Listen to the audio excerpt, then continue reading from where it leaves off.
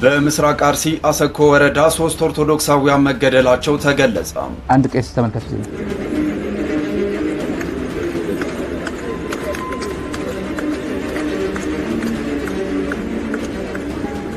ይሄን ቄስ ተመልከቱ። ይሄን ብዙዎች መነኮሳትን ትጠላለህ ይሉኛል።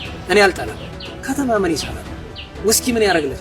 በምንኩስና ላይ የዘመተው ማን ነው? ሲጀመር በምንኩስና ላይ ዘመቻ ያስነሳው ማን ነው?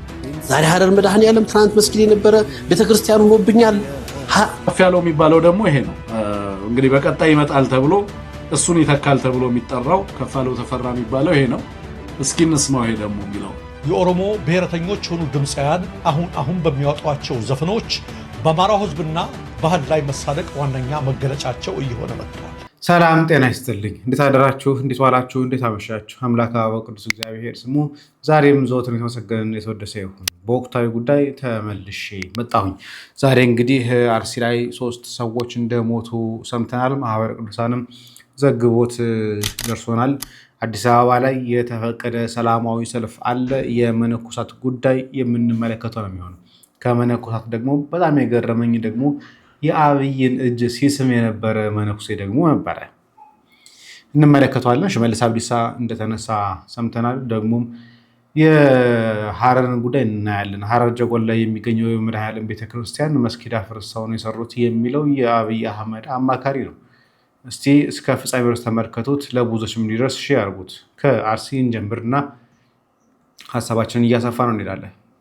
በምስራቅ አርሲ አሰኮ ወረዳ 3 ኦርቶዶክሳውያን መገደላቸው ተገለጸ። በምስራቅ አርሲ ሀገረ ስብከት አሰኮ ወረዳ ባህሩ አሊ በተባለ ቦታ ከትናንት በስቲያ ሐምሌ 6 2018 ዓ.ም ወይዘሮ አልማዝ ሻነህና ወንድ ልጃቸው በግፍ መገደላቸውን በአሰኮ ደብረ ጽዮን ቅድስት ማርያም ቤተክርስቲያንም መቀበራቸውን የአካባቢው ነዋሪዎቹ ገልጸዋል። በዕለቱ ከምሽቱ 5 ሰዓት እስከ 6 ሰዓት በተከፈተባቸው የተኩስ ርምታ ምክንያትም የአካባቢው ነዋሪዎች ሕይወታቸውን ለማዳን ከቦታው የሸሹ መሆናቸውንም አክለዋል።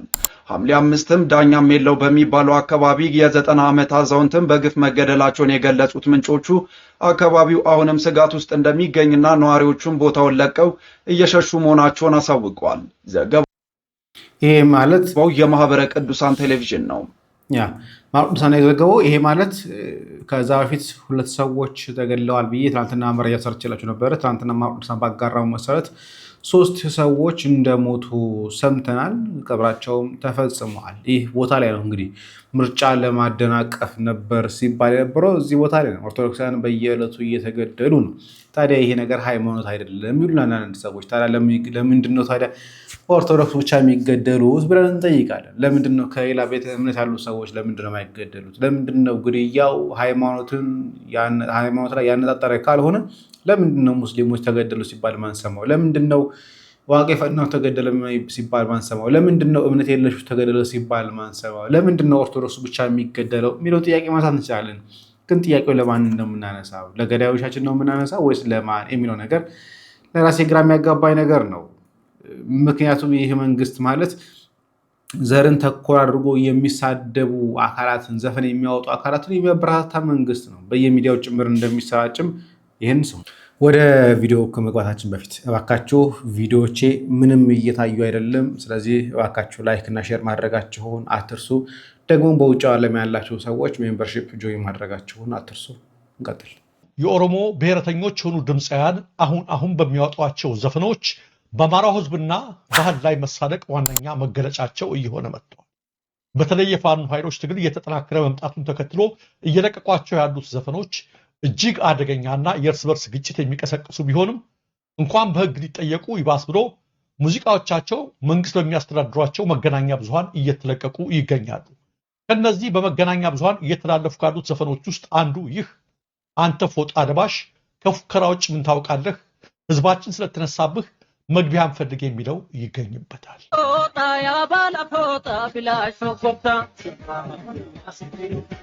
ይህ ብቻ አይደለም። እስክንድር ታምሩ ሽለላሼ በሚለው ሙዚቃው የአማራ ማህበረሰብ ከፉከራና ሽለላ ውጭ ምንም የማያውቅ ሲል እንደሚከተለው ተሳርቋል።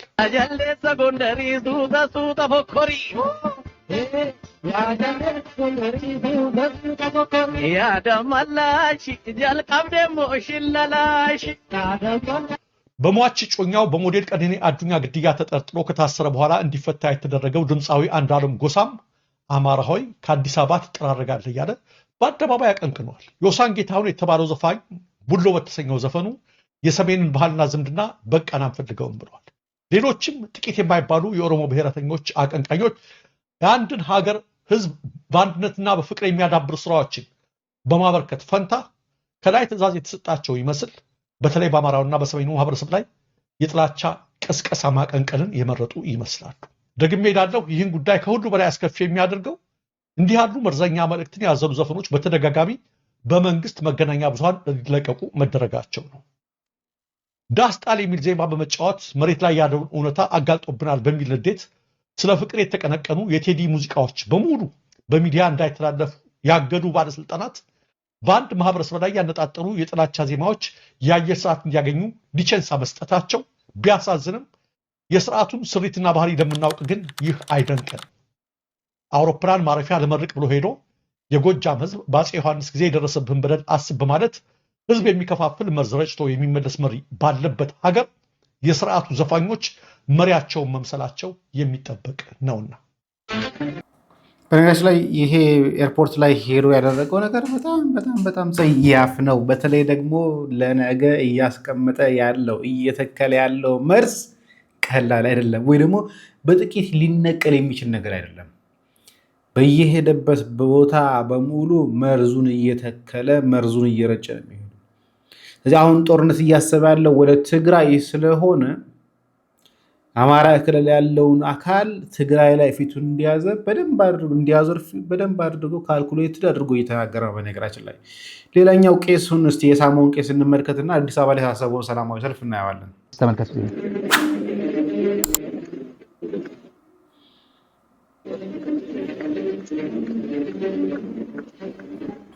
ይሄን ቄስ በነገራችን ላይ ይሄ የምክክር ጉባኤው ለሀገር ይጠቅማል ተብሎ የሚሰማበት ሀሳብ የሚቀርብበት ሀሳብ። ይሄን ቄስ ተመልከቱ። ይሄ አሁን የኢትዮጵያ ኦርቶዶክስ ተዋሕዶ ቤተክርስቲያን ወክሎ ነው የመጣው። 4000 ከ130 ምናምን ሚሊዮን 4000 ተካቶ ነው የመጣው። ይሄ ማንን ወክሎ? ቤተክርስቲያን። ማን የምትባል ዓለም አቀፋዊት ነኝ፣ ኢትዮጵያዊት ነኝ፣ ታሪካዊት ነኝ፣ ጥንታዊት ነኝ፣ የኢትዮጵያ መስራች ነኝ የሚል አብይም በቃ እጁ ሰጠ። እንካ ዋጠው አለ። ሳሞ በደንብ አድርግ መጥምጠው። ኢትዮጵያ ኦርቶዶክስ እኮ በእውነት አሁን ምንድነው የሚተርፈው? ይሄ ከየትም ይምጣ ከየትም አለባበሱ ኦርቶዶክስ ነው። እኔ አውቀዋለሁ፣ የኦርቶዶክስ አለባበስ አውቀዋለሁ። ይሄ ሰው ኦርቶዶክስ ነው። ተመልከት። ከሁሉም ላይ ተወስዶ ነው የሚስመው፣ ከሁሉም ተመልከት።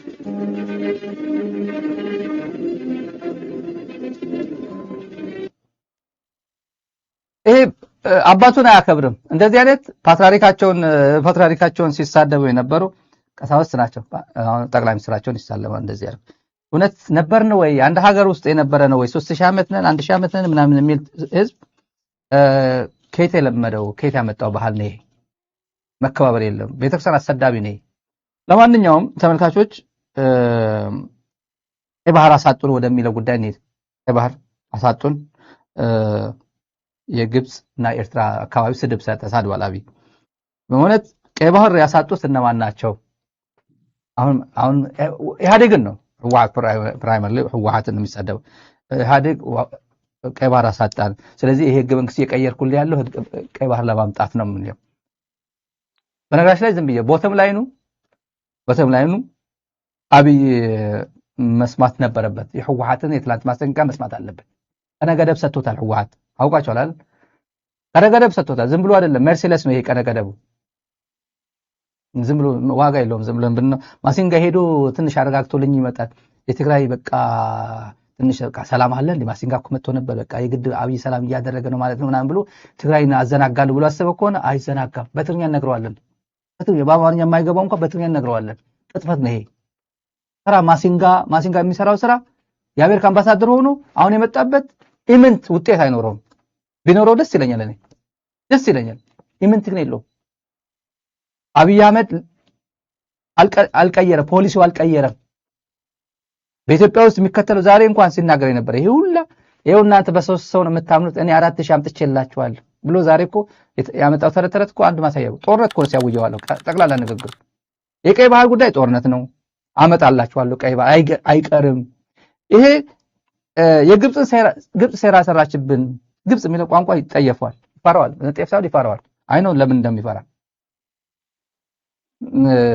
ምን አስከሄድ ወደ ግብጽ ጥንታዊ ጠላቶቻችን ስትል ወላሂ العزيز ብለ ግብጽ ሄደ እነመለስን ስትሳደብ ሰነፎች ፋሪዎች ብለኮ መለስን ሰድበዋል እኮ ግብጽ ሄደ አባይ ለሁላችን ይበቃናል ውሃው ደርሷል አልደረስም ይያል ማረጋገጥ ሁሉ ኃላፊነት የኛ ነው ተገቢው ነው የውሃ ድርሻችሁ ብዙዎች መነኮሳትን ትጣላለህ ይሉኛል ታዲያ ይህ እጅ ሲልስ የነበረው ጉዳይ እንመለስበታለን ሌላ ጊዜ ላይ በሰፊ ማንነቱን በተለይ ማን ነው ይህ አባት የሚለውን ነገር በደንብ አድርገን እናመጣዋለን ይህን እንግዲህ የሰማችሁት ሳሪ ሲናገር የሰማችሁት ጉዳይ የትግራይ ጉዳይ ነው አሁን ዩዛ ሀበሻ ያወጣው መረጃ ላይ አዲስ አበባ የተቃውሞ ሰልፍ እንደተፈቀደላቸው የሚናገር ነው ላንብብላችሁ ለሐምሌ 11 የተጠራው ሰልፍ ፈቃድ አገኘ ይላል በትግራይ ክልል እየተካሄደ ያለው ወታደራዊ አፈሳ ለማውገዝ በአዲስ አበባ የተጠራው የተቃውሞ ሰልፍ የተፈናቀሉት እንደሚሳተፉም ተሰምቷል በአዲስ አበባ ከተማ ለመጪው ሐምሌ 11 ቀን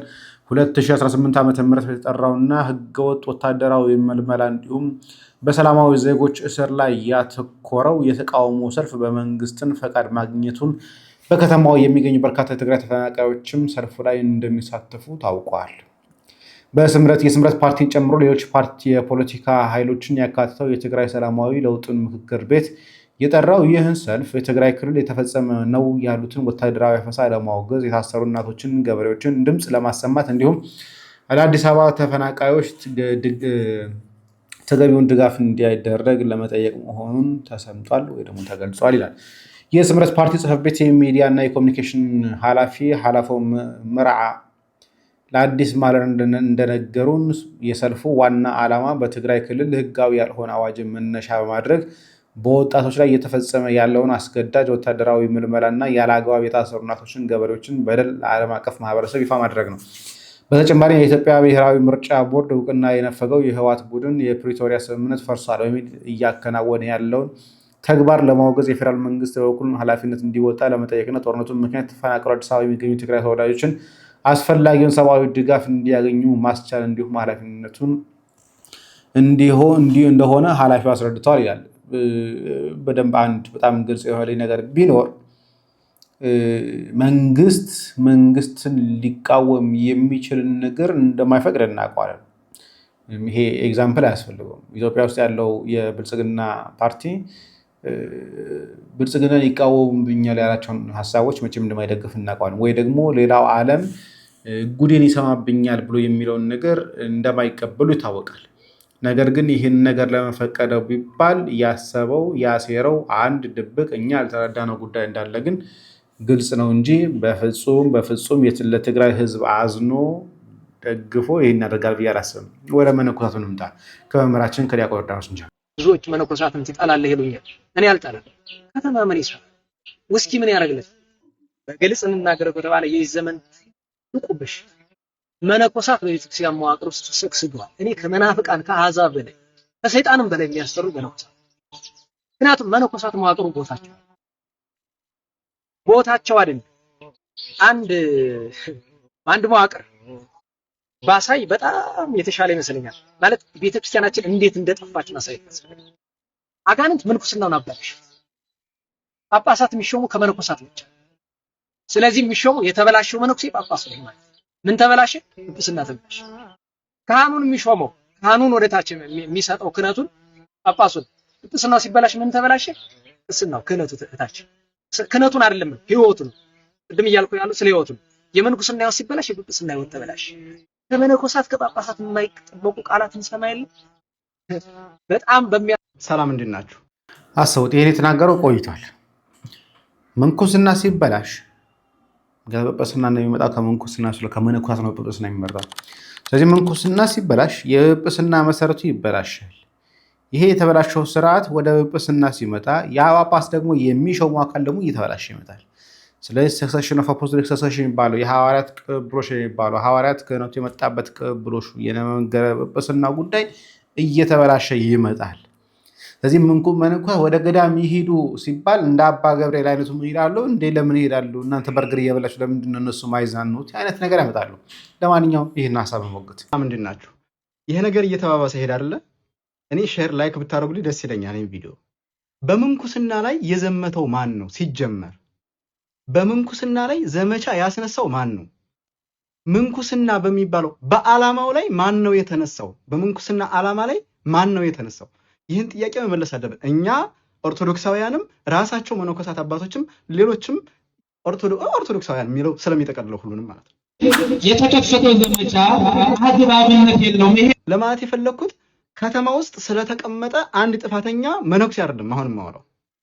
አሁንም ማውራው ምንኩስና ስለሚባል ትልቅ ዓላማ ስላለው አባቶች ስላለፉበት ስለ አንድ ኦርቶዶክሳዊ ጣዕም ወይም ደግሞ የህይወት መንገድ ነው እያወራ ያለሁት። ይህንን የህይወት መንገድ ወይም ደግሞ ዓላማውን እንደው ፕሊስ እንዳንሰድበው ስለምፈልግ ነው። በነገራችን ላይ በጣም እፈራለሁ እኔ መነኩሴ ሲሰደብ ምናምን በጣም ነው የምፈራው፣ በጣም ነው የምሳቀቀው። ለምን እንደምሳቀቅ ልንገራችሁ። ያንን ጥፋተኛውን መነኩሴ እየተሳደብን መስሎን ዓላማውን እንዳናጠቃው ስለምፈልግ ነው። ይሄ ምንኩስና የሚባለውን ዓላማውን የለም መንገዱን እሱን እንዳንጎዳው ስለምፈልግ ነው። ለዓላማው መጠንቀቅ አለብን። መነኩሴን በተናገርን ቁጥር ለዓላማው መጠንቀቅ አለብን። ነገር ግን በዓላማው ላይ የተነሱት እራሳቸው መነኮሳት አይደሉም። አሁን ሰሞኑን ባለው አጀንዳ የከተማ መነኮሳት ውጡ እየተባለ ምዕመናን ራርተው፣ በነገራችን ላይ ምዕመናን ውጡ የሚሏችሁ ራርተውላችሁ ነው። ከምንኩስና ዓላማ ውጭ እንኖራለን በከተማ እንኖራለን ብላችሁ ምንኩስናን ያለ ዓላማው ሪዲፋይን ለማድረግ የምትጋጋጡት እናንተ መነኮሳት ስለምንድን ነው? አባቶቻችን የእውነት አባቶቻችን ከሆናችሁ ሲጀመር ጥፋት ነው። ከተማ አይኖርም፣ መነኩሴ እንደዚህ ነው የሚኖረው ነው። አሁን ያለን ትውልዶች ስለ ክርስትናችን ኢንፎርምር ነን፣ ከኢንተርኔት ዓለም በፊት ካለው የተሻለ። ለምን መሰላችሁ እንደዛ እምላችሁ? መነኩሴ እንዴት መኖር እንዳለበት እኔ ኢንፎርምር ነኝ። መጽሐፈ መነኮሳት በሶፍት ኮፒም በምንም እጅ ላይ አያለው። የቤተ ክርስቲያን ጽሑፎችን አነባለሁ። የተለያዩ ሰባኪዎች የሚያስተምሩት ትምህርት ቦታ ሳይገድበኝ ጊዜ ሳይገድበኝ አየዋለሁ። ስለዚህ ምንም ልትሸውዱን አትችሉም ማለት ነው። ምንም የተሳሳተ ትምህርት አስተምራችሁ ልትሸውዱን አትችሉም፣ ከጠራ ምንጭ ማግኘት ስለምንችል። ስለዚህ በምንኩስና ላይ ተነሳችሁ ዘመታችሁብን አይደለም እናንተ ማለት ያለባችሁኛል። እናንተ ራሳችሁ መነኮሳት በምንኩስናና በዓላማው ላይ ተነስታችሁበታል። በምንኩስናና በዓላማው ላይ። ስለዚህ ምንኩስናን ዓለምን እንዲሸት ምድራዊ መልአክ ወይም ደግሞ ይሄ አኗኗሩን እኮ ስጋ እንዲሸት አረጋችሁት። እንዲሸት እንዲገማ ማለት ነው። ውሻ እንዲሸት እኮ ነው ያረጋችሁት። ጭራሽ ወርዳችሁ ይህ አባት የተናገረውን ሰምታችኋል አይደል? መነኩሴ ከከተማ ይውጣ፣ አንተ ዋሽንግተን ዲሲ እየተንደላቀቅ ይውጣ፣ በርገር እየበላ ያንቺ ሁንድ እየበላ ይውጣ። ለምን አጣጣም ማለት ጭራሽ ወርዳችሁ ስለ በርገር ነው የምታወሩን። ታውት እስኪ በማርያም ክርስቲያን እኮ ስለሚበላና ስለሚጠጣ እኮ አያወራም ከእግዚአብሔር ቤት ላይ ማለት። ለምንድን ነው እንደዚህ የወረዳችሁብን? ለምንድን ነው የምትከራከሩት? ጥፋት ነው እንደዚህ አይኖርም የሚል ጥያቄ መልስ ሲሰጣችሁ ወይም ደግሞ አይደለም እንደዚህ ስትባሉ ለምንድን ነው ራሳችሁን ለመከላከል የምትወጡት? እኔ አልሆነልኝም በገዳም መኖር፣ ምንኩስና እንደዚህ ይኖራል። ነገር ግን እኔ አልሆነልኝም ጸልዩልን እንደዛ እንድንኖር ነው እኮ የሚለው። በነገራችን ላይ እንኳን ምንኩስና ክርስትና እኮ ሰልፍ ዲፌንሲቭ አይደለም። እኔ አንተ እንዳለ ተሳስተሃል ተብዬ ስተቴ ቢነገረኝ እንደ ክርስቲያን አዎ እኔ ተሳስቻለሁ ጸልዩልኝ ማለት ነው ያለብኝ እንጂ አልተሳሳትኩም ብዬ እኮ ማመጽ የለብኝም።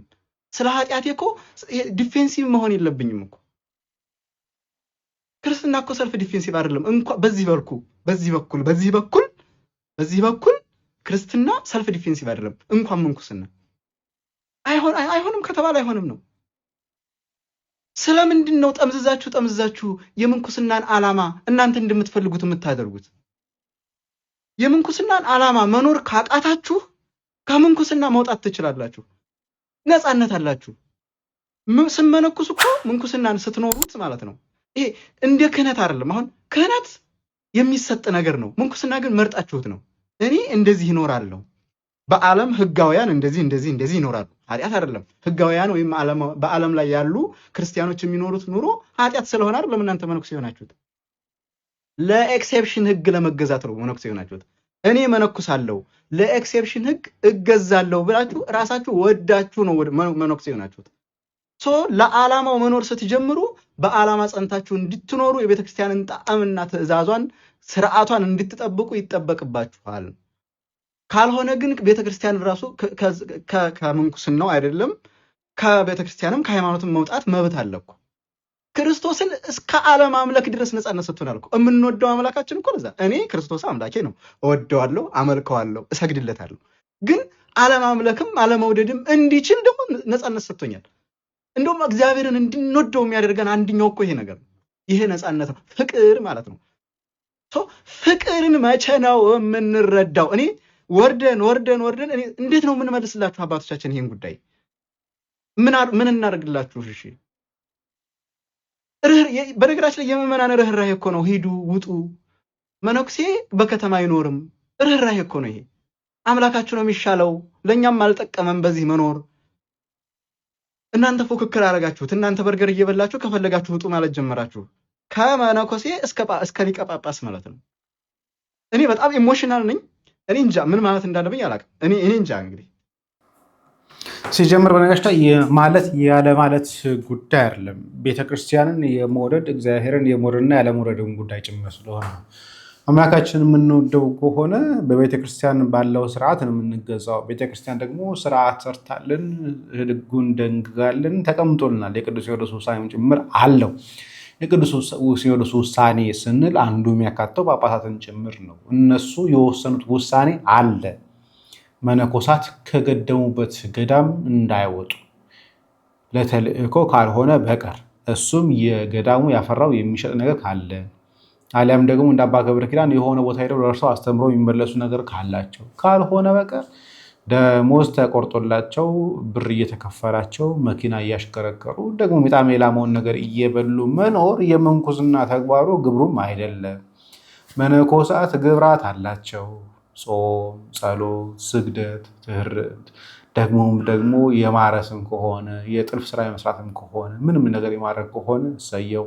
ደግሞ ሶስተኛ ደግሞ አላቸው የንባብ ጉዳይ፣ መጽሐፍትን ማገላበጥ ማንበብ አንዱ የመነኮሳት ግብር ነው እንጂ ከተማ ውስጥ ገብቶ ሽጉጥ ይዞ መንቀሳቀስ፣ ከተማ ውስጥ ገብቶ በመኪና እያፈላሱ መንዳት፣ መኪና እያማረጡ መኖር የመነኮሳት ግብራቸው አይደለም።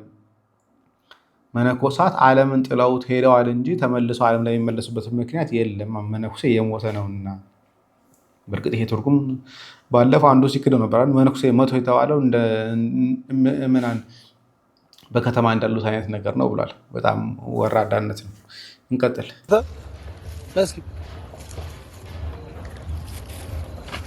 ምንድነው አፍላየሉ? እንዴት አንተ ህፃን ልጅ አይደለም? ስንት ዓመት ነው?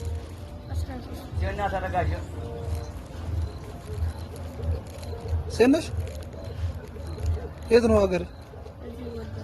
የት ነው ሰፈር? የት ሰፈር?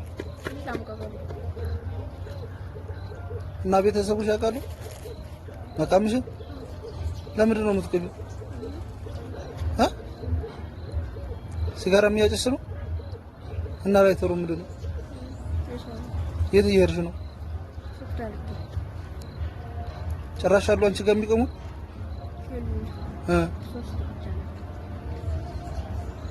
የት ነው ያሉ? እንዳንቺ ትንሽ ናቸው? እና አንቺ እነሱ ጋር ትልቅ ሰው አንቺ 13 ዓመትሽ ነው። ለምን ትቅሚያለሽ? ምንድነው ችግር አለብሽ ቤተሰብ ጋር? እና ታዲያ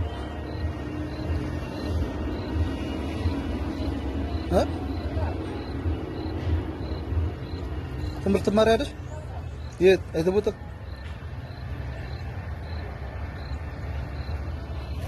ሐረር መድኃኔዓለም የትናንት እንግዲህ ያሳዝናል። በነገራችን ለብዙ ጊዜ ቃሚ የሚባለው ወደኛ አካባቢ ወደ ምስራቁ ነበር፣ ወደ ድሬዳዋ ወደ ሐረር ነበር። በእርግጥ ድሬዳዋ ላይ አሉ፣ ጥቂት አሉ፣ በተለይ ወደ ጎዳናው ላይ ያሉ እንጂ ቤተሰብ ኖሯቸው ከቤተሰብ ጋር እየኖሩ ቤተሰብ እያወቀባቸው የሚያደርጉ በጣም በጣም ከ0.01% ናቸው። ከዛ ውጭ ጎዳና ላይ ያሉ ወላጅ ስለሌላቸው ምን ስለሌላቸው ለብርዱ ለምኑም እያሉ የሚቅሙ አሉ። ነገር ግን ቤተሰብ እያወቀ ግን እንደዚህ እየተፈጸመ ማየት በተለይ ደግሞ ሴት ልጅ ሆና ደግሞ በጣም ይባስ ጥቃቱም ጭምር የሚከፋ ነው የሚሆነው በዚህ ጉዳይ ላይ እና ቤተሰብ ይህን ነገር በተወሰነ መጠን መከላከል መጠበቅ ያለበት ይመስለኛል። አቡነ ኤርሚያስ ሀገረ ስብከትም ስለሆነ ወደ አብይ አህመድ አማካሪ ልምጣ። ምን አይነት ትርክት እየሰሩ እንደሆነ ላሳያችሁ። ሐረር መድኃኔዓለም የትናንት ውስታ ታሪካችን ምንድነው ይሁን ዛሬ ሐረር መድኃኔዓለም ትናንት መስጊድ የነበረ ቤተክርስቲያን ሆኖብኛል። ያንን ልለውጥ ያለ ማጽኛ ይሄ ማንነታችን በነሻ ይሄን ነገር ብዙ ጊዜ ሞግተናል። እኔ ማህበረ ቅዱሳን ጭምር እያለሁኝ ከማህበረ ቅዱሳን ከወጣሁኝ በኋላ በሆነ ጉዳይ ላይ ይሄን ሐሳብ ተነስቶ ነበር። አምጡ ማስረጃችሁን አምጡ፣ ዶክመንታችሁን አምጡ፣ እኛም ዶክመንት እናቅርብ ብለን ጭምር ሞግተናል። አንድ ደፋር የሆነ ሙስሊም ይሄን ማስረጃ ሊያመጣ አልቻለም። በዛን ጊዜ እጃችን ላይ ዶክመንት ነበረን። እኛም ዶክመንት እናምጣ፣ እናንተም ዶክመንት አምጡ፣ ኑ እንሟገት። የሐረር የመድኃኔዓለም ቤተክርስቲያን መስጂድ ነበር የሚል ካለ ይኸው አምጡ ሞግቱ ብለን ነበር። አንድ ላይ ያመጣ አልቻለም አንድ ሰው። አሁን ግን የሐሰት ትርክቱን የአብይ አህመድ አማካሪ ሆኖ በፊት እኮ ሐረር መድኃኔዓለም የኛ ነበር መስጊድ ነበር አፈርሰውብን ነው እንጂ ብሎ አሁን ምን ያይት ጥቆማ እየሰጠ ነው። ሐረር መድኃኔዓለም መስጊድ ነበር ስለዚህ አፈርሰን ወደ መስጊድነት እንቀይረዋለን እያለ ነው። ሐረር ጀጎል ውስጥ የካቶሊኩን መስጂድ ቤተክርስቲያን መስጂድ አድርገውታል። ይሄ በፎቶም በካርታም አለ። የሐረር ላይ ያለ የካቶሊክም ቤተክርስቲያን አፈርሰው አጥሩንም ጭምር አፈርሰው መስጊድ አድርገውታል። በህገ መንግስት መሰረት እንደምታውቁት መስጂድና ቤተክርስቲያን አብሮ ተጣብቆ ሊኖር አይችልም። ሐረር ላይ ጋር አድርገውታል። አሁን ይሄን መርዛቸውን ተመልሰው ያደረጉት መድኃኔዓለም ቤተክርስቲያን እኮ የኛ ነበር መስጊድ ነበር። በነገራችን ላይ ጀጎል ውስጥ ያለው መድኃኔዓለም ቀጥታ ስለሚታይ ማለት ነው። ብዙ ጊዜ ሄጄ በታይቼዋለሁ። ቀጥታ ስለሚታይ ትልቅ ሐውልት ሰርቶ ነበር። ቀጥታ ጀጎል ሲገባ መድኃኔዓለም ቤተክርስቲያን እንዳይታይ ትልቅ ሐውልት ፊት ለፊት ላይ ገትሮ ነበር። እግዚአብሔር ምን ይሳነዋል? በመብረቅ አፈረሰባቸው። ድጋሚ አሁን ላይ የሚታየው እሱ ሁለተኛ ላይ የተሰራው አነስተኛ አድርገው በፊት በጣም ትልቅ ነበር የሰሩት። ቀጥታ ሰው ሲመጣ ቤተክርስቲያኑን እንዳያይ እሱ በመብረቅ ፈረሰ።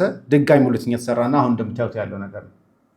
ሐረር ላይ እየተሰራ ያለው መርዝ በነገራችን ላይ መቼ የማይነቀር አይነት ነገር ነው። በዚህም ደረጃ ማለት ነው ገባችሁ። እኔ እምነቴ ስላላስተማረ እምነቴ ቤተክርስቲያን መስጂድ አፍርሰህ የደካማ ሴት ቤት ገንባ ያለ እምነት ነው። እንኳን አይደለም የሰውን ቤት እምነት አፍርሰህ የግል ፍላጎትህን የሰውን እምነት ነክተህ የግል ስሜትን ልታስተናግድ ይሄ ወሃቢያ ሲዋሽ ጥግ ድረስ ነው ብለን ብዙ ጊዜ የምንናገረው ለዚህ ነው። ለምሳሌ አሁን ላይ ምን ችግር አለ? ቱርክ እኮ ሄዶ ማየት ነው እኮ የሃጊያ ሶፊያ የነበረውን ቤተክርስቲያን ምን እንዳደረጉት እናውቀዋለን። አሁን እንኳን 5-6 ዓመት አሞላው እንኳ መስጊድ ሲያደርጉት አሁን በቅርቡ ይኸው ያለው ፕሬዝዳንት ባለበት የቅድስት ሃጊያ ሶፊያን የቅዱስ ዮሐንስ አፈወርቅ መንበር የነበረችዋል ከቤተክርስቲያንነት አፈርሰው መስጊድ አደረጓት። ከዛ የዓለም መንግስታት ሲያወግዟቸው ሙዚየም አደረጉት። ተመልሰው ድጋሚ ይኸው ኤርዶጋን ባለበት መስጊድ አድርገውታል። ቤተክርስቲያን እኛ አፍርሰን እንትን መስጊድ እናደርግም ይላል። ስዕሉ እንኳን አለ እኮ ሃጊያ ሶፊያ ላይ እኮ የክርስቶስ ስዕል እኮ አለ ግድግዳው ላይ አሁንም ሲሰገድበት፣ አሁንም ጭምር እየተሰገደበት ያለ የክርስቶስ ስዕላት ባሉበት ውስጥ መስጂድ አድርገው እየሰገዱ እኛ እኮ እንዲህ አናደርግም፣ የእኛ ትእዛዝ እኮ መስጂድን አፍርሰን ጭራሽ ለድሆች ቤት እንድንሰራ ነው ይላል። እንዲህ አይነት ቀባጣሪ ህልመኞችን አይተን አናውቅም። ሆነ ስለዘማች እኔ ማቀው እምነት ስለማላቀው እምነት ከሆነ የሚያወሩት የሚሰጡት እነሱ ናቸው የሚያውቁት። እነሱ የሚሉትን እምነት እኛ እናውቀው። እስልምና እኛ እናውቀው ይላል። ግን ቱርክን ሲያሞግስ ግን ሲያወድስ ኤርዶጋን ሲያሞግስ ሲያወድስ የሚሉት ግን እነኚህ ሰዎች ናቸው። ቱርክ ናቸው አንዷ የምትረዳት ለወሃቢያ አንዱ ፈንድ የምታደርገው ቱርክ ነች። ኢትዮጵያን በመድፍ እያስጨረሰቻለች፣ በድሮን እያስጨረሰቻለች፣ መሳሪያ እያላገላከች ያለች ቱርክ ነች። ግራኛ አህመድን መሳሪያ አግዛ ኢትዮጵያን ሲጨፈጨፍ ቤተክርስቲያን ሲያቃጥል የነበረችው ቱርክ ነች። ግን እነሱ አያውቋት። ግራኛ አህመድን የሚደግፉ ሰዎች አይደሉም እነዚህ ሰዎች። እቺ እንደሆነ እናውቃለን። ዛሬም ድረስ ግን ይሄው ነው። እዚሁ ሀገራችን ውስጥ ዞር ብለው ይመልከቱ 100% በሆኑት ሙስሊሞች ላይ ምንድነው እየሆነ ያለው ብሎ ይመልከቱ። ሐረር ላይ ትናንት ታሪካችንን መለስ ብሎ ይመለከቱ። ሐረር መድኃኔዓለም የትናንት ውስታ ታሪካችን ምንድነው ዛሬ ሐረር መድኃኔዓለም ትናንት መስጊድ የነበረ ቤተክርስቲያን ሆኖብኛል ያንን ልለውጥ ያለ ማጥኛ ይሄ ማንነታችን አብሮ ስለመኖር የሚያስጨንቀው መሰረቱን የሚያቅ እምነቱ የሚያዘው ማህበረሰብ ነውና ሁሉን ነገር ስርዓት ባለው አሁን እየተሄደበት ያለው ሚዛን ዓላማው ግልጽ ዓላማው ፖለቲካ ከሆነ መድረኩ ሌላ ይሄንን ህዝብ በዚህ አይነት የግል ስሜትና ፍላጎቶቻችን መጠቀሚያ አድርገን ለልቂት ልንዳርገው ግን አይገባም። አክሮፍ በጣም አሁንም ቢሆን መሞገት እንችላለን። አሁንም ቢሆን እናንተም ማስረጃ አምጡ፣ እኛም ማስረጃ እንምጣ፣ መድረክ ይዘጋጅልን፣ እንወያይ፣ እንከራከር በዚህ ጉዳይ። የሐረር መድኃኔዓለም ቤተክርስቲያን መስጂድ ነበር የሚል ካለ አንዲት ፕላን ይዘው ይምጡ። ይህን የሚያስረዳላቸው ነገር እኛ 100 ማስረጃ እናቀርባለን። 100 ማስረጃ ያ ቦታ መስጂድ እንዳልነበረ ግን እንዳልኳችሁ እንደ መሐመድ ናቸው ማለት መሐመድ በፊት ትንቢት በመጽሐፍ ቅዱስ ተተንብዮልኛል ሲፈለግ የለም ሐሰተኛ መሆኑን ከመናገሮች ነቢያት ሙስሊም ነበሩ አሉ አምጡ ማስረጃ ሲባል የሉ። እስቲ መሐመድ ከመነሳቱ በፊት ስለ እስልምና የሚናገር መጽሐፍ አምጡ ሲባል የለም ግን እስልምና ግን ከአዳም ጀምሮ ነበር ይላሉ። እስቲ አንዲት አርኪኦሎጂካል ቁፋሮ ከመሐመድ ከመነሳቱ በፊት እስልምና ነበረ የሚል ማስረጃ አምጡ ሲባል የላቸው። ግን ክሌም ማድረግ ይፈልጋሉ። የኛ ነው ማለት ይፈልጋሉ። አብርሃም የኛ ነው፣ አዳም የኛ ነው፣ ዮሴፍ የኛ ነው፣ ሁሉም የኛ ነው አባዜ ያለባቸው። ሐረር መድኃኔዓለም ሐውልት አደረጉበት አልቻሉም። ድጋሚ ያነገበት አልቻሉም። በብዙ ነገር ለመበደል አልቻሉም። ስለዚህ አሁን ምን አይነት ሐሳብ አመጡ? መስጊድ እኮ ነበረ። አምጡ ዶክመንታችሁ፣ አምጡ ማስረጃችሁ። እኛ ማስረጃ ይዘን እንቅረብ፣ እንወያይ። እስቲ ልብ ካላችሁ አቅም ካላችሁ ዶክመንታችሁ አምጡ፣ እኛም ዶክመንት እናምጣ። ግን ታቆታላችሁ እንደዛ እንዳልሆነ አክሮፏል። እና ምንድነው የሚለው እዚህ ላይ ያው ይሄ እኛ ኢትዮጵያን መምራት አይችሉም ስንባል ይሄ ኢትዮጵያን መርተን እዚህ ያድርሰናል እና በሞት መሃል ሊገሉን እንትን ሲሉ በስንትና በስንት ሞት መሃል ሊገሉን የመጡትን እንትን እያልን የገደልን ነው የሚለው።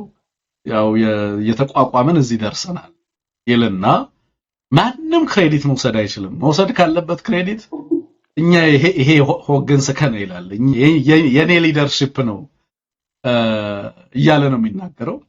የኔ አመራር ነው ይሄንን ሊደርሺፕ መውሰድ ካለበት መውሰድ ያለበት ነገር ነው ሲናገር የምትሰሙት። በቃ በኔ እምነት ሽመልስ ከዚህ በኋላ ከመስከረም በኋላ የኦሮሚያ ክልል ፕሬዝዳንት ሆኖ የሚቀጥልበት ግን የለም። ምናልባት አብይ አህመድ ሙሉ ለሙሉ ስለማያባራቸው የሆነ ቦታ ላይ ሌላ ቦታ ላይ ወስዶ ሊወረውረው እንደሚችል ምናልባት መገመት ይቻላል። ግን ሰውየው ሂዝ ቬሪ ቬሪ ሪች እንዳልኩት ያው የኢትዮጵያ ሀብት ሙሉ እሱ ጋር ነው ያለው። አይኤምኤፍ ለኢትዮጵያ የሰጣትን ብድር ያህል አቋማት በርካታ የማዕድን ስፍራዎችን የሚቆጣጠር በጣም ትልቅ ባለ ሀብት ነው አሁን ባለው ሁኔታ እና እኚህ ባለ ሀብት አሁን ምናልባትም በአንዳንድ ሀገራት ፕሬዝዳንት ሆነው ከሚያገለግሉ ቢሊዮነሮች ፕሬዝዳንት ትራምፕን ጨምሮ ሳይፎካከሩ የሚቀሩ አይመስለኝም አሁን ባለው ሁኔታ። ማንም ክሬዲቱን ሊወስድ አይችልም። በሞት መካከል ነበር ስንሰራ የነበረው፣ በስቃይ ውስጥ ሆነን ነበር ስንሰራ የነበረው። ማንም እንዲህ ሊለን አይችልም። ማንም እያለ ነው ሲናገር። ፊቱ ላይ በእንደዚህ አይነት ፊት ሲናገር የምታዩት እንዲህ እየደነፋ የሚናገር ሰው ነው። ከዚህ በፊት የሚናገርበትን አግባብ ታውቃላችሁ አይደል? እንዴት ለህዝብ ያለው ንቀት፣ ህዝብን እንዴት እንደሚንቅ ያለሱ ሀገር ውስጥ ያለ ሰው 130 ሚሊዮን መሆናችንንም ትዝ የምንለውም አይመስለኝም። የሚናገርበት የሚመጻደቅበት ልክ ነጠር አልነበረው። አሁን በዚህ ደረጃ መታለች። ምን እንዳሰበ ግልጽ ነው። ከዚህ በፊት ይሄ ማን የህዝብ ተወካዮች ምክር ቤት ነኝ የሚል አንድ ተወካይ ነበረ፣ አጋንሳ ነው ማንም ይባል ስሙን ልጽፉልኝ ትችላላችሁ። ሽመልስ አብዲሳ ነው እንደዚህ ምናምን እያለ ሲያወራ የነበረው። ያው ንግግሩን ለማምጣት ሞከርኩኝ፣ እናንተ ጻፉልኝ ስሙን። የዛን ጊዜ ነበር ሊያነሳው የሞከረው፣ ግን ሊያነሳው ሲሞክር አይችልም። በየራሱ ሊያነሳው የሚችለው አይደለም። እንደውም ትነሳለህ ሲለው አንተ ራስህ ትነሳለህ እንደውም አንተ ኦሮሞ አይደለህም የሚል ቃላት እስከ መቀያየር ድረስ እንደደረሱ ነው ከአብይ አህመድ ጋር አሁን ያለው መረጃ የሚያሳየው እስከ መዘላለፍ ድረስ እንደደረሱ ይሄ ሰውዬ በቀይ መባረሩን የሚያሳይ ነው። ሞስት ፕሮባብሊ ከዚህ አሁን ከዚህ ከናሽናል ዲያሎግ ጋር ተያይዞ አብይ ሊጫወት የሚፈልገውን ቁማር በተመለከተ ምናልባት አለመተማመን ሊኖር እንደሚችል መገመት ትችላላችሁ። እርግጠኝነት ግን የኦህዴድ ካቢኔ በአንድም በሌላ መንገድ ሊከዳ የሚችልበት እድል ከምን ጊዜውም በላይ እየጨመረ ነው የመጣበት ሁኔታ። አብይ አሁን ሰርቫይቭ ለማድረግ እየሞከረ ያለው ሌላውን ኢትዮጵያዊ ለመያዝ ነው እየተረባረበ ያለው። ሌላውን ኢትዮጵያዊ የሚይዝ የሚችልበትን እድል ደግሞ አቃጥሏል። ህዝቡንና ስነ ልቦናው ከፍ ያለው የሚባለው ደግሞ ይሄ ነው። እንግዲህ በቀጣይ ይመጣል ተብሎ እሱን ይተካል ተብሎ የሚጠራው ከፋለው ተፈራ የሚባለው ይሄ ነው። እስኪ እንስማው ይሄ ደግሞ የሚለው ኩናላም ከኛ በኩል ለማፍረቶ ቢሊዮን ይበለማቱ በረኩማ ለማፍረሰቴ ናኖ ቢሊዮን ይበሰቲ ሶዶሚ ሸኒት ጉደቴ ኦሚሽኒ ከኝ በረኩማ ለማፍረቶ ኩንታል ሚሊዮን ያ አሁን ያልሰራውን የራሱ ሪፖርት አይደለም የሚያቀርበው የሽመልስ ሪፖርት አቅርብ ተብሎ ነው። ኦኬ ያኛው ምንም አኩርፎ ለፊቱን ጥሎ ነው የምትመለከቱት። ይሄ ነው ሪፖርቱን እያቀረበ ያለው። ከዛ ሪፖርቱን ያቀርብና ያጣጥላል። ይሄ አሁን ሙሉውን ላሰማችሁ ያልፈለኩት ምንም ካቀርነው እቅድ አንፃር ምንም አላሳካንም፣ ምንም አልተሳካም እያለ ነው የሚናገረው። ያው አጠልሸው ምንም እንዳልሰራ ማሳየት አለበት ተብሎ ነው ይሄ መጣው። የ335 ቢሊዮን ዶላር ፕሮጀክቶችን ተግብረናል ነው የሚሉት። ነገራችን ላይ እስከ 21000 ፕሮጀክቶችን በአመታዊ አፈጻጸማቸው ውስጥ ሲተገብሩ ትመለከታላችሁ። እና ደብረ ማርቆስ ላይ አየር መንገድ ሰራው የሚለው ብአዴን ምን እየተሰራ እንደሆነ እንኳን አያውቅም። ስለ ብአዴን መቼም ማውራት አይደለም። ዋናው አጀንዳ ይሄ ስለሆነ ማለት ነው። እና አብይ የራሱን ሰዎች ለማምጣት ጥረት እያደረገ ነው ያለው። ያኮረፉ የኦሮሞ ልሂቃን ደግሞ ስማቸውንም ይዣቸዋለሁ። ከዚህ በፊት አብይ አህመድ እንግዲህ ነዳባ ደበሌን ታከለን ስለሽን ሌሎችንም በሽመልስ ካምፕ ውስጥ አሉ ሚላቸውን የነበሩ ግለሰቦችን በተለያየ መንገድ ለመበተን ጥረት ሲያደርግ እንደነበረ ነው ያለው መረጃ። ዞሮ ዞሮ ኦህዴድ እርስ በርሱ ሊበላላ የሚችልበት ከርቭ ነው። ምክንያቱም they are badly losing ከባዱ እየተሸነፈ ነው። በሁሉም መንገድ ነው ትግል የገጠማቸው በሁሉም መንገድ ነው ትግል የገጠምናቸው። በሁሉም መንገድ ነው ብልጽግና ሲሸነፍ የሚሸነፍ የመጨረሻው ብሎ ግን ከራሱ ምናልባት ራሱ ከራሱ አዳራሽ የሚመጣበት ሁኔታ እየተፈጠረ እንዳለ በግልጽ ያሉትን ነገሮች በትክክል መመርመር ከቻልን ልናየው የምንችለው ውጤት እንደሆነ ማየት እንችላለን። እንግዲህ እንደተመለከታችሁት ሽመልስ አብዲሳ እንዳከተመለት እየተነገረ ነው ያለው። ከሱ በኋላ ሊሾም እየተዘጋጀ ያለውና የሽመልስ አብዲሳን ስራ እያጠለሸ ያለው አካል ደግሞ እንደምትመለከቱት አቅርቦልናል። ሁለቱም ለሀገርም ለቤተክርስቲያኑ የሚጠቅሙ አይደሉም። አንዱ የጀመረውን ሌላው የሚቀጥል እንጂ እስቲ ኦርቶዶክስን ለትንሽ ጊዜ እናሳረፋት ግድያው ይቆም የሚሉ እንዳልሆነ እናስባለን እንጂ ሽመልስ ስለወረደ ደስ ብሎን በቃ ሰላም እንታገኝ ኦሮሚያ ክልል የምንልበት ምክንያት የለም። አላማቸው እቅዳቸው ከዛ ክልል ላይ ቢችሉ ከኢትዮጵያ ኦርቶዶክስ ተዋሕዶ ቤተክርስቲያንን ማጥፋት ነው። ከብሔር ደግሞ አማራ፣ ትግራይን በተለይ ሰሜን ላይ ያለውን የነዛን ማጥፋት ቂም በቀላቸውን መወጣት ስለሚፈልጉ በከባድ ሁኔታ ውስጥ ተደራጅተው ተዋቅረው እየሰሩ ናቸው። ስለዚህ ማንም ይቀር ማንም ይምጣ ማን ግባቸው አንድ የሚያደርጋቸው አካላት እንጂ ተቃርኖ ያላቸው አካላትን አያመጡም። አብይን ሊቃወም የሚችል አካል አይመጣም። አብይ ደግሞ አላማው ደግሞ ሰሜንን መበታተን፣ ሰሜንን ማጥፋት፣ የኦርቶዶክሳዊ ተዋሕዶ ቤተክርስቲያንን ደግሞ ማጠልሸትና ማጥፋት እንደሆነ የምንረዳው ነገር ነው። ስለዚህ ብዙም አንደሰትም፣ ብዙም ደግሞ አይከፋንም። የምናውቀው ኦርቶዶክሳውያን ከማጥፋት ወደኋላ ስለማይሉ ማለት ነው። እዚህ ላይ ላብቃ። ምናልባት በሌላ መረጃ የመመለስ ይሆናል። ሰላም እግዚአብሔር ከእናንተ ጋር ይሁን። ቸር ቆዩ። እንዴት ጆይን እናርግ የሚለውን ነገር ጠይቃችሁኛል። እዚህ ጋር እንደምትመለከቱት ጆይን ምትላለች። እሷን ስትነኳት ወደዚህ ይመጣላችኋል። እናንተ የፈለጋችሁትን $5 $10 እያለ የሚቀጥላለ። ስለዚህ $10ን ጆይን ማድረግ ብትፈልጉ ትነኩታላችሁ። የዛን ጊዜ የሚጠይቃችሁ የክሬዲት ካርድ ምናምን ነገር ይጠይቃችኋል። አድ ክሬዲት ካርድ የሚላለ። ስለዚህ የዛን ጊዜ ባይ ትሉታላችሁ። ይሄ ክሬዲት ካርድ ፎርሙን ትሞላላችሁ። የት እንዳላችሁ ከሞላችሁ በኋላ ሴቭ ካርድ የሚለውን ስትነኩት ቀጥታ ሜምበርሺፕ ጆይን እንዳደረጋችሁ ይነግራችኋል ማለት ነው።